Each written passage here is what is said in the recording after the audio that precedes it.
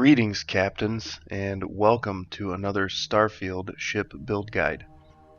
This is Aetos 2, and it is a level 43 upgrade to the Aetos. This is a significant improvement to the Aetos build, as well as a huge improvement over the Star Eagle. Level 43 is when you unlock these SA 4330 engines, the same ones that come on the Star Eagle. So this is the earliest that you can equip 6 of the engines to your ship.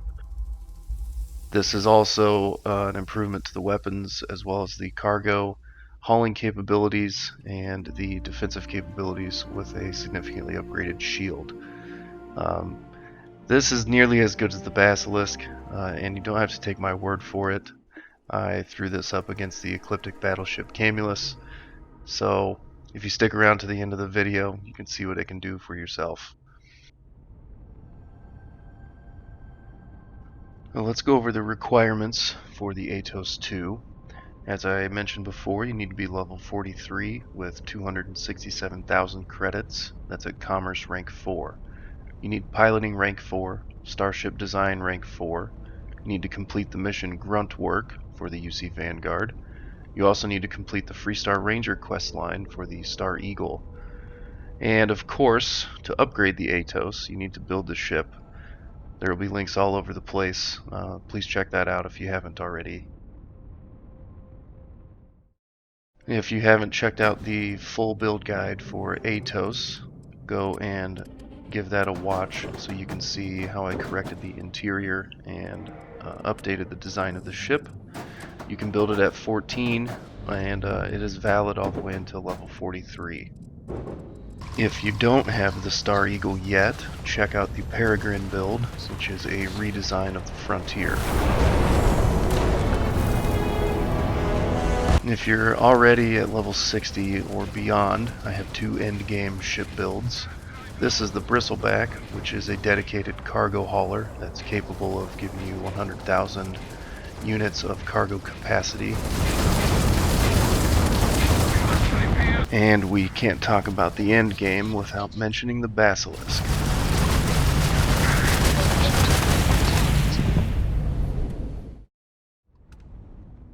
After I upgraded the Aetos to the Aetos 2, I was curious. I fought the Key, I did runs of Serpentis, and I found the Ecliptic Battleship Camulus. If you want to see how I did against it in this ship, find out at the end. To get this upgrade started, we are going to go to the Red Mile in the Prima system. Now, all we're going to pick up here is a shielded cargo and a scan jammer, but this is one of the few places you can get those.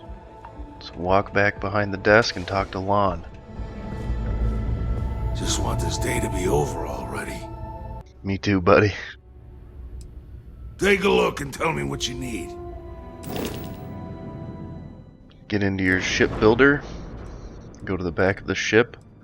We're going to replace this Deimos belly with the ballast shielded cargo. Looks nice down there. And then we need that scan jammer, so find the equipment tab and get the multi-frequency scan jammer. And now you don't have to worry about picking up any contraband. Of course, you still don't want to pick up too much, but you can snag some crates. We're done here. On to the next location. Next, we need to go to the Stroud Eklund Staryard in the Narian system and see if our buddy Havershaw is hiding behind his plant. I guess he just doesn't like either of his 2 desks. And for good reason. You'll find we have some tempting options for you. So get into your ship builder, and the first thing you want to do is get rid of all the weapons other than the Vanguard obliterators. We're actually going to take 2 of those and duplicate them to complete the full stack of 6 Vanguard obliterators. So now we want to replace the other weapon groups with superior ones. So go to the bottom of your B-class weapons and you're looking for the PBO 100 auto neutron beam. You need 4 of these, and I chose to tuck them away under here in place of where the disruptors were.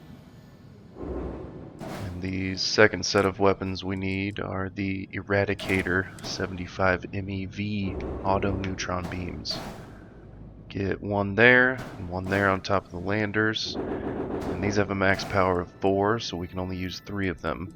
I put one on top of the Nova Cowling up there. Now we're going to move on to the back of the ship. On our way, we can get rid of these fuel tanks. We're going to put new ones on here. And we're going to do so by replacing these Nova bracers that we had holding the engines on from the Aetos. So go ahead and delete those. Find your fuel tanks. And we're going to get 2 of the 500T HE3 tanks, helium-3 tanks. Put those in place of the Nova bracers on each side, and we have drastically increased our fuel capacity. We're also going to get rid of these cargo holds, and we are going to fill the empty spaces up with new ones. So for balancing, I went with 2 of the Da Gama 1020s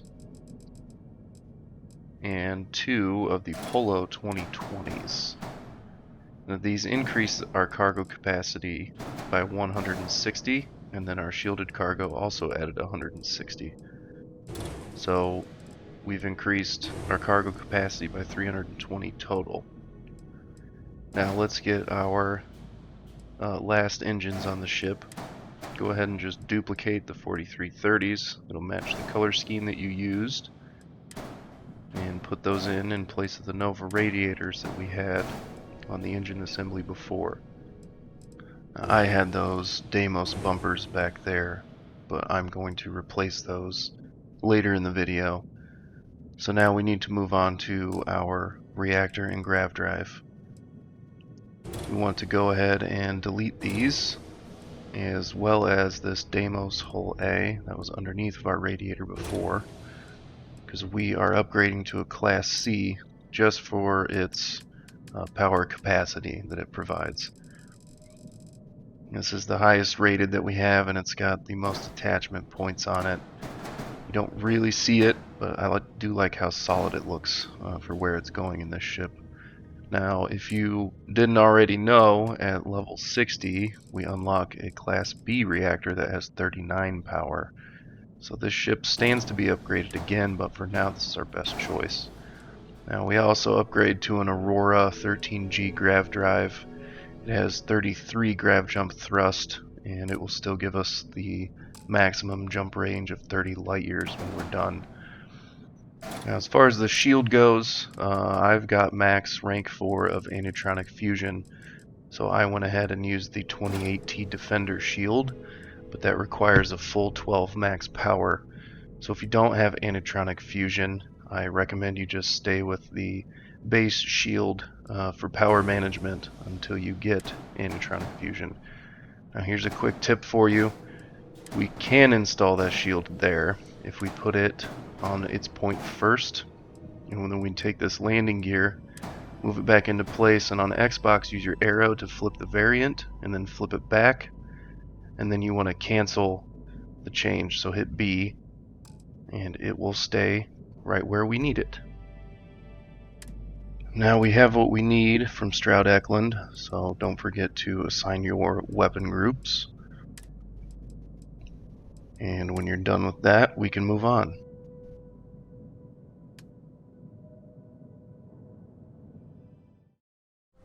Our next build location is an outpost landing pad. Wherever you've got yours, go ahead and go there.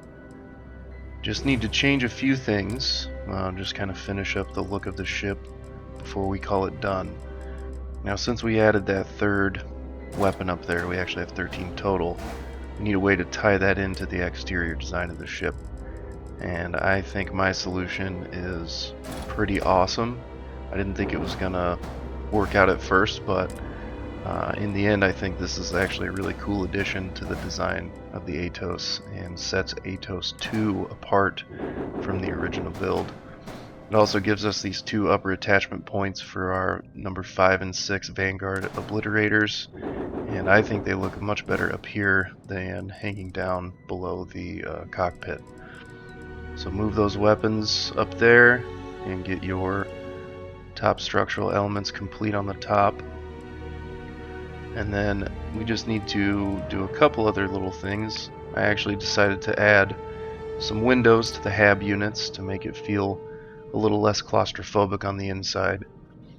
So go ahead and grab your portholes. We're going to do one on the top for the captain's quarters back here. And then we're going to use 4 of the fore or aft facing portholes on these last points that are available on our hab units. 2 on the front and 2 on the rear. Now these are of course optional. If you don't want to throw these in here, you absolutely don't need to. Now just to finish up the back of the ship, I decided to go for the Deimos wings this time. Just mainly because they don't obscure the vision of the window and you can still sneak them in on each side. So just a little detail to kind of finish it off. And the build is complete at this point. So I'm going to go ahead and paint these components that we added, and the ship will be ready to fly.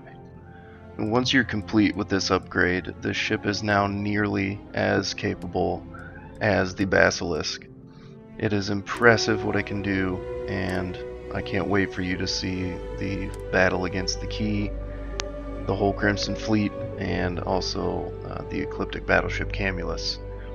I'm going to give you a quick interior tour just to show what the interior is like with the portholes and the skylight, but after that we're getting straight into the combat, and I think you guys are going to thoroughly enjoy seeing what this ship can do in nearly its final form.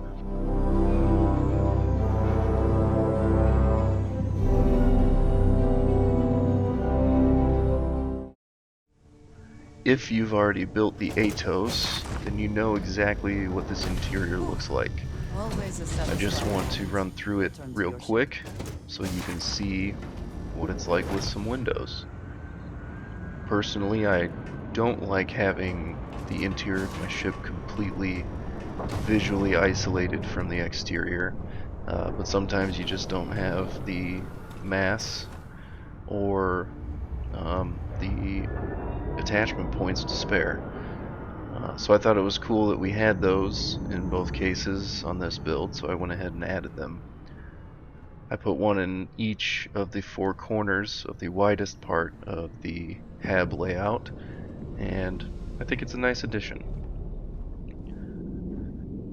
So for the combat showcases in this video, I've taken us to the Key and to take on the Ecliptic Battleship Camulus. Whether or not you found that ship is completely dependent on where it spawns in your game, because it's completely random. Luckily mine spawned in the Sol system in this playthrough, as well as the Blatodea, so I've actually got 2 legendary encounters in the Sol system. Now, it is a tough fight, but frankly it felt pretty easy in this ship, so if that's not a testament to what it's capable of, I don't know what is. So let's hop in the pilot seat and go pick some fights. Sometimes I just want to turn off the grav drive so we can float around.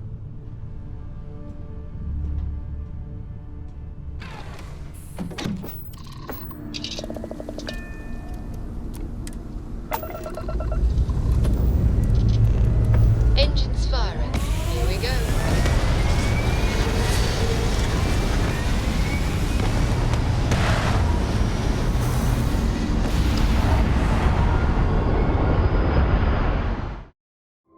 So we're going to Crix first to take on the Key. And just so everybody knows, I'm at level 45. I play on very hard mode. I've got rank 3 of Anitronic Fusion. I've got rank 2 of Engine Systems, rank 4 of Piloting, targeting control systems, rank 2 of shield systems, and I have full Starship Design, but that doesn't matter for combat, of course.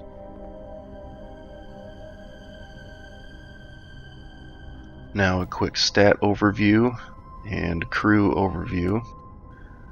I've got Barrett, Samco, Sarah Morgan, and Basco.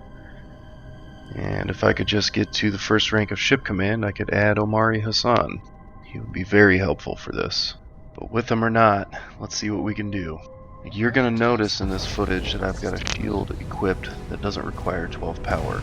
That's strictly because I don't have anitronic fusion maxed out yet. Of course, if you do, you can go ahead and run a shield that requires 12 power. No worries. Plenty for it.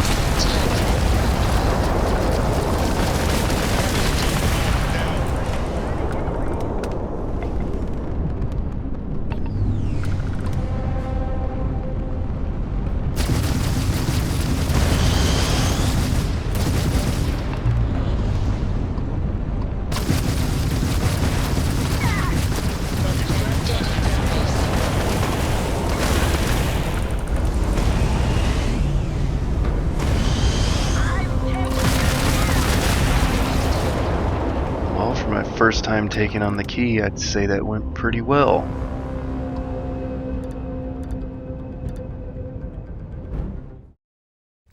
In order to keep these tests consistent between ship builds, I did also include a full run of the Serpentis system, which we're going to see right now. I'm going to check skills and stats again before we do this, and just so you know, these will all be the same for the Ecliptic Battleship Camulus fight, which is immediately following this run of the Serpentis system. I believe this is a good way to be able to compare the performance of these different builds side by side to each other. If it was all based on different locations and different fights, then it would be very hard to compare them. But the Serpentis system tends to give you similar situations for your combat encounters, so we're likely to experience some of the same fights that we have in the previous builds. And I hope you enjoy this, and immediately following again is the battleship fight. Checks out. We're in the right place.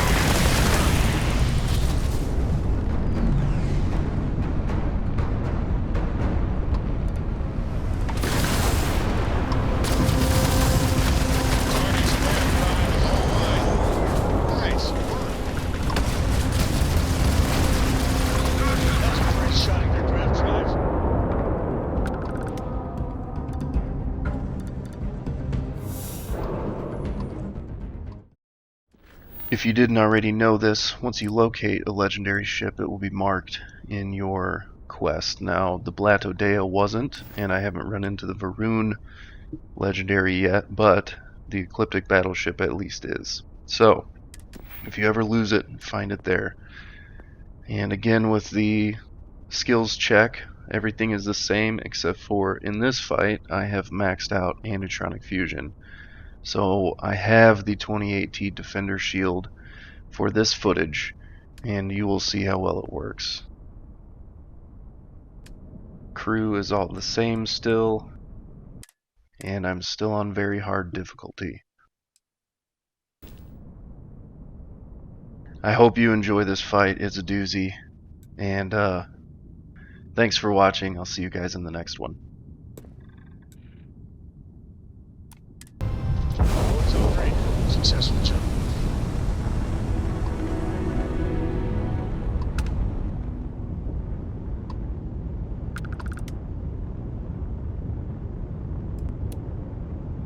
This is a restricted area. Come any closer and you will be fired upon. Last warning.